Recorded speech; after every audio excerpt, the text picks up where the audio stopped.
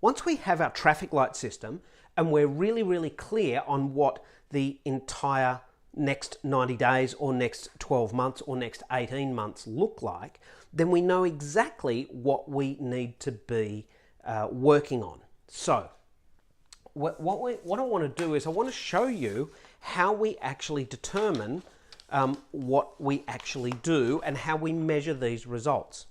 So this is the 4 futures model, and the thing I really like about this is that this gives us a clear indication of what our results need to look like. So if we were to create a high-performing team, how would we know that it's a high-performing team? So if we look at this as where we are now, and this in 18 months' time, my question to you is if you built a really high-performance team, what would be an ideal result, right? What would be phenomenal? What would be hugely successful in your organization for this to be an ideal result? Now, if you're a sporting team, it might be winning the championship or playing up a division. Or if you're a business, it might be profitability, it might be sales, it might be low staff turnover. Whatever that is, what I want to know is what's the actual result? Now, that might be dollars or measurables. It might be the championship. What about in terms of alignment? What would it look like if your team were fully aligned? What would it look like if they were totally committed? And what would it look like? What would a great measurement be to know that they're fully engaged? So an ideal result. So one thing I know is that 18 months is going to go by and we're all going to be 18 months older. My question is your team going to be in this position? So that's our line 1. All right, line 2. Line 2, I guess, is an okay result. All right, not great, but an okay result. So this is our line 2. So if you were to build a high-performing team and you had an okay result, what would that look like? Ideal doesn't always happen. So let's look at what the result is, again, in a measurable sense. Dollars, numbers, graphs, whatever that is. What about in terms of alignment?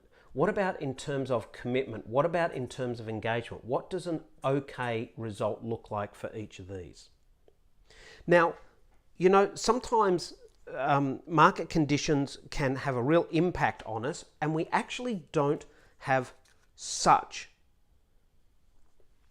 a great 18 months. We might be looking at line 3. Now, this is what we call a poor result, right? So my experience is that if you leave your team alone, if you don't do anything to build your team, you're not going to end up on this straight line.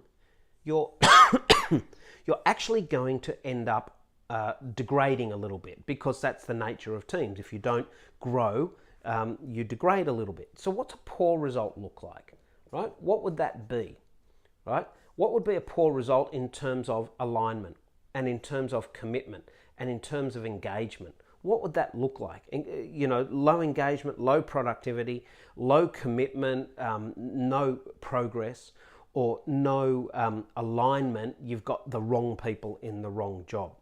So what would a poor result be? And then finally, what would a disaster look like? So if you got to 18 months and you had a total disaster, what would that look like in terms of results, in terms of measurable, in terms of alignment, in terms of commitment, in terms of engagement?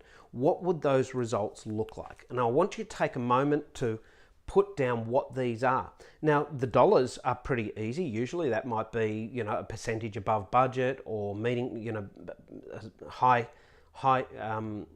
results on budget. In a sports team, it might be a great win rate, or it might be going up a division, whatever that is for you. Now, what I want you to notice is something that's kind of important here, all right? Right now, if this is 18 months, let's say that's 6 months and that's 12 months.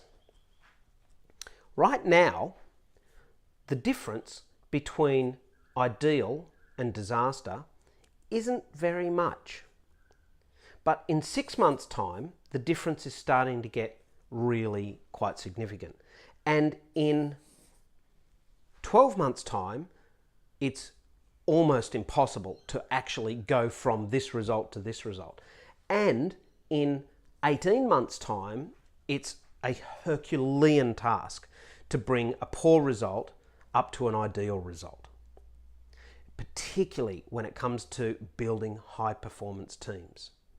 Now, the short version of what we do is we help people change lines, or we help people get results faster. Let me give you an indication of what that looks like. Okay, so if you go, you know what, we're on line 2, we're okay, you know, my team is okay, their you know, alignment's all right, the commitment's okay, their engagement, well, that could be a whole lot better. The results, you know, we're on track for 2. Well, then my question is, how do we change lines? How do we go from okay to ideal? That's what this model really does.